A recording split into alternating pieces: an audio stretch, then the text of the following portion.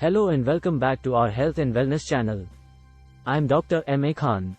Today we are going to talk about constipation, a common digestive problem that affects people of all ages.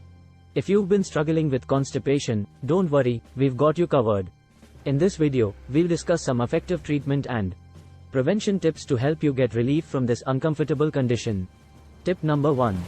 The first tip for preventing and treating constipation is to increase your fiber intake. Eating foods that are rich in fiber, such as fruits, vegetables, whole grains, and legumes, can help soften the stool and make it easier to pass. Aim to include at least 25 to 30 grams of fiber in your daily diet. Tip 2. The second tip is to drink plenty of water. Staying hydrated is essential for maintaining healthy bowel movements. Drinking at least 8 glasses of water a day can help soften the stool and prevent constipation. Tip 3. The third tip is to exercise regularly.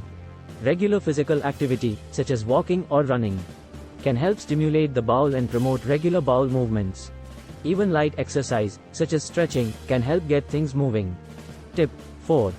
If natural remedies don't work, over-the-counter laxatives or stool softeners can help relieve constipation. However, it's important to use them only as directed and under a doctor's guidance. Avoid relying on laxatives for long-term relief, as this can lead to dependence. Tip 5. The fifth tip is to listen to your body. When you feel the urge to have a bowel movement, don't delay it. Holding it in can make the stool harder and more difficult to pass, leading to constipation. Tip 6. The sixth tip is to manage stress. Chronic stress can cause constipation. So try to manage your stress levels through activities like meditation, yoga, or deep breathing. Relaxation techniques can help ease tension in the muscles of the digestive system, making it easier to have a bowel movement. Tip 7. Finally, consider dietary changes.